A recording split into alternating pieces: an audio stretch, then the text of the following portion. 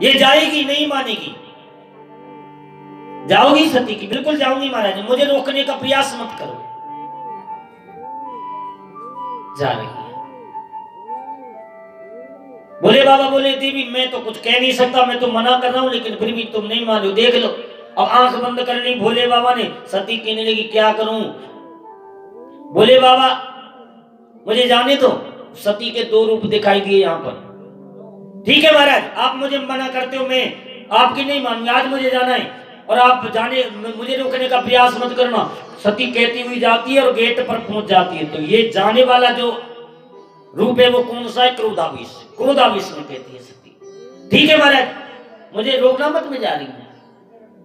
और गेट पर पहुंच गई। फिर सोच रही है कि हाय हाय भोले बाबा हैं, मैं बिना इनकी आज्ञा के कैसे जाऊं। फिर गेट पर पहुंच करके भोले बाबा देख रहे हैं, गई गई गई।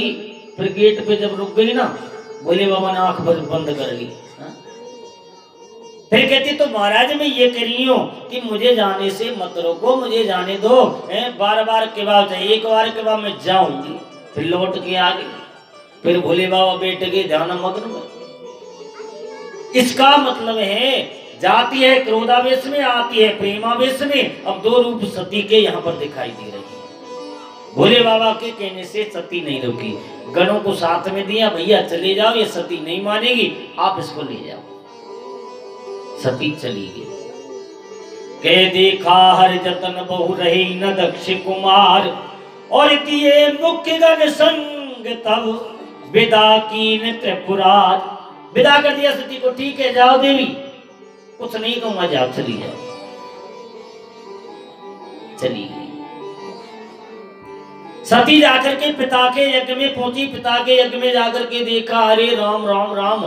देख करके सब देवताओं के आसन लगे हुए हैं। और दक्ष ने पहले कह दिया था कि कोई भी आए, चाहे मेरी पुत्री क्यों ना आए, सम्मान किसी को नहीं देना है।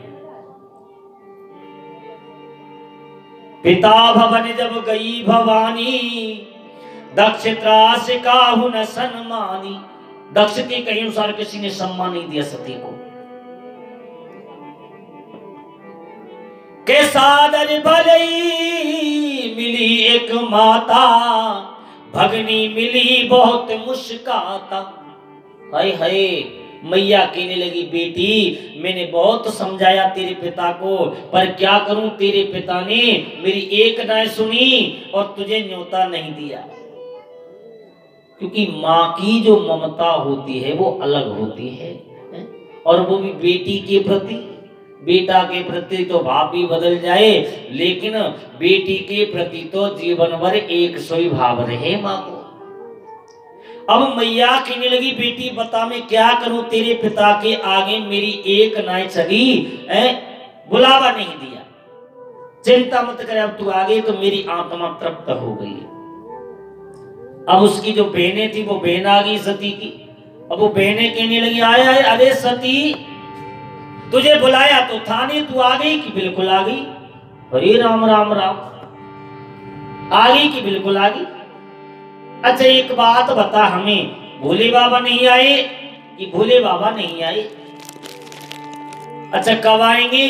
कि भोले बाबा आएंगे, लेकिन ऐसे नहीं आएंगे बिना बुलाए। तो कहीं आते जाते भोले बाबा है ही नहीं। यदि भोले बाबा को बुलाना है,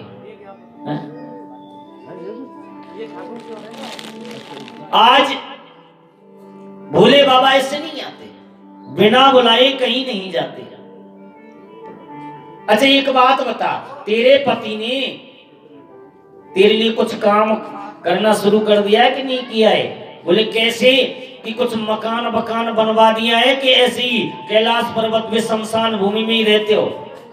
सती चुप हो गई।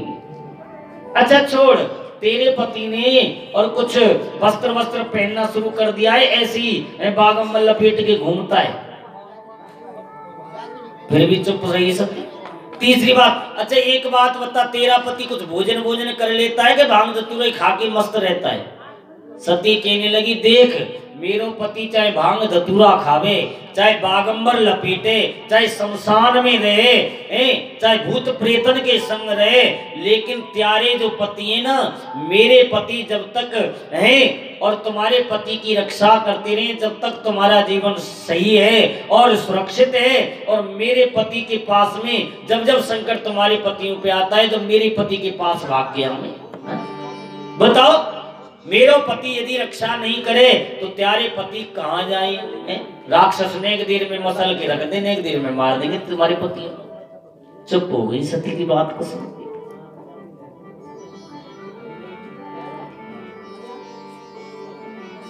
दक्ष न कछु पूछी कुशलाता, सहित बिलोक जरेऊ सब गाता।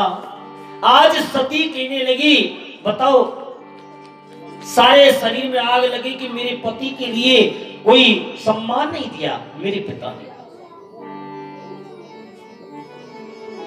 तब चित्त चढ़े जो शंकर कहू, प्रभु अपमान समझ कर और दयहू। कहने लगी ऐसा दुख मुझे आज तक